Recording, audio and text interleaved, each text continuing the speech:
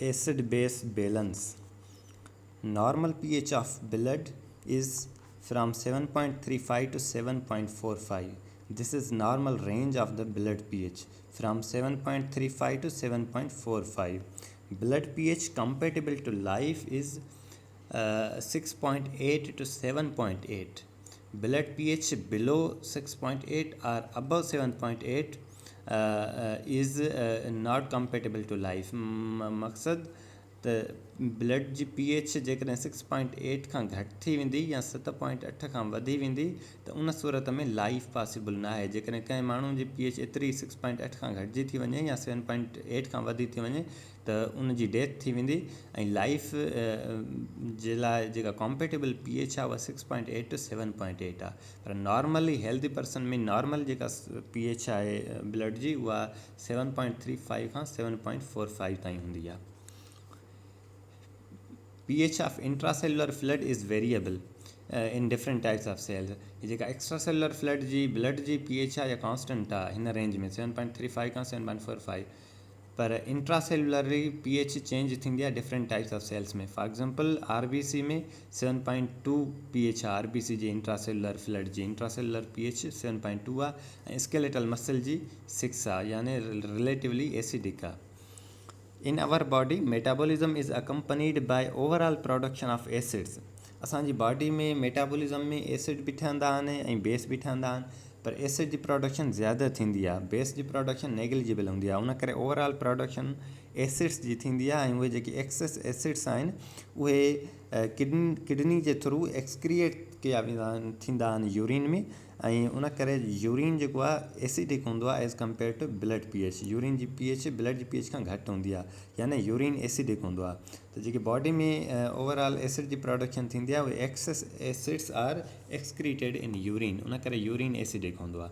असांजी बॉडी में जेकी एसिड्स ठहनि था नॉर्मली उहे कार्बोनिक एसिड आहिनि, लैक्टिक एसिड आहे ऐं सल्फ्यूरिक एसिड ऐं कुझु ॿिया बि।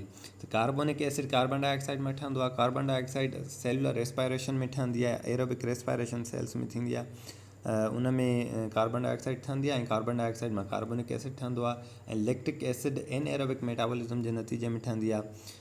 वेन demand of the energy is increased and enough oxygen cannot reach to the cells. In this condition, anaerobic respiration, ATP synthesis occur through anaerobic metabolism, anaerobic respiration occur, and as a result of anaerobic metabolism, lactic acid is formed and sulfuric acid ठहंदो आहे। Protein जी metabolism में जिन protein में sulphur containing amino acids हूंदा आहिनि, sulphur containing amino acids proteins containing sulphur amino acids जी metabolism जे नतीजे में सल्फ्यूरिक एसिड ठहंदो आहे। More animal proteins in diet results in production more acidic production in body. Diet में एनिमल प्रोटीन्स जेतिरी ज़्यादा हूंदियूं ओतिरो बॉडी में एसिड जी प्रोडक्शन ज़्यादा थींदी। एनिमल प्रोटीन गोश्त जेतिरो ज़्यादा डाइट में हूंदो ओतिरो बॉडी में एसिड जी प्रोडक्शन घणी थींदी, ऐं बॉडी में जेतिरी एसिड जी प्रोडक्शन ज़्यादा थींदी ओतिरो यूरिन ज़्यादा एसिडिक हूंदो। Normally production of base in body is negligible, but in a vegetarian person there is overall production of base.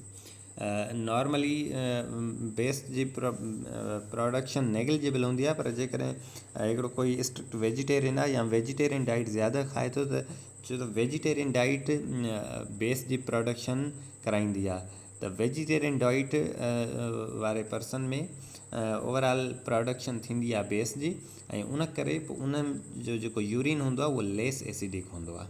छाजे करे जो ज़्यादा एसिड नथो ठहे जो उहो एक्सक्रिएट थिए यूरिन में, यूरिन एसिडिक थी वञे। बेस जी प्रोडक्शन थींदी आहे ओवरऑल, उन करे जेको यूरिन हूंदो आहे उहो लेस एसिडिक हूंदो आहे।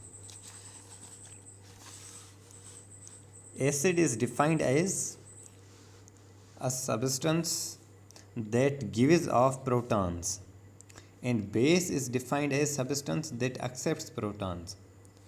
Means acid is proton donor and base is proton acceptor.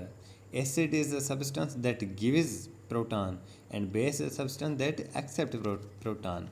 Proton donor, proton acceptor. acid dissociates into proton and base. For example, hydrochloric acid, this is a strong acid. Acid dissociates into proton and base. This is proton and this is base. Chloride, this is base. And this base is called conjugate base. Strong acids dissociate completely, while weak acids dissociate partially. Hydrochloric acid, this is strong acid.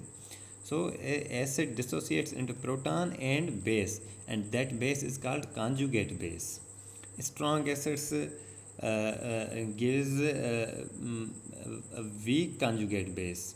Strong acids जेके हूंदा आहिनि उहे dissociate थींदा आहिनि त जेको base ठहंदो आहे उहो वीक हूंदो आहे, ऐं जेके वीक एसिड वरी डिसोसिएट थींदा आहिनि त जेको बेस ठहंदो उहो स्ट्रॉन्ग बेस ठहंदो, यानी जेको कॉन्जुगेट बेस ठहंदो स्ट्रॉन्ग एसिड्स जे डिसोसिएट थियण सां उहो जेको कॉन्जुगेट बेस हूंदो उहो वीक हूंदो, ऐं जेकॾहिं वीक एसिड डिसोसिएट थींदो त जेको बेस ठहंदो उहो स्ट्रॉन्ग हूंदो.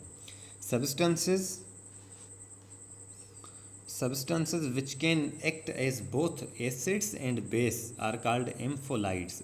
For example, water, which act as both acids and base. ॿिन्हिनि जूं properties रखनि उनखे ampholytes चइबो आहे. इन्हनि जो best example water आहे. Range of pH is from 0 to 4.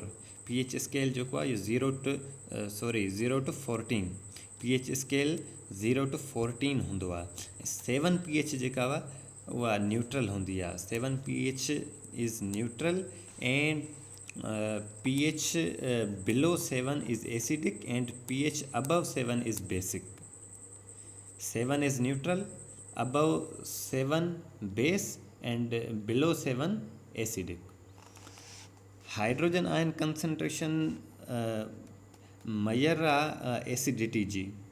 जेतिरी हाइड्रोजन आयन्स जी कंसंट्रेशन ज़्यादा हूंदी ओतिरी एसिडिटी ज़्यादा हूंदी, ऐं जेतिरी एसिडिटी ज़्यादा हूंदी ओतिरी pH लो हूंदी. उन करे कंहिं बि सॉल्यूशन में हाइड्रोजन आयन जी कंसंट्रेशन वधंदी त pH लो थींदी, ऐं वरी जेकॾहिं हाइड्रोजन आयन जी कंसंट्रेशन घटिजंदी त pH वधंदी, यानी बेसिक जे तरफ़ वेंदी pH. From 7 to 0 acidity increases. Acidity means 7 खां हेठि एसिडिटी आहे, pH एसिडिटी खे थी रिप्रेजेंट करे, पर 6 this is acidic pH, and 4 this is also acidic pH, but relatively 4 pH solution of 4 pH is more acidic as compared to the solution of 6 pH. यानी उन करे 7 खां 0 जी तरफ़ जीअं pH वेंदी त एसिडिटी इंक्रीज़ थींदी.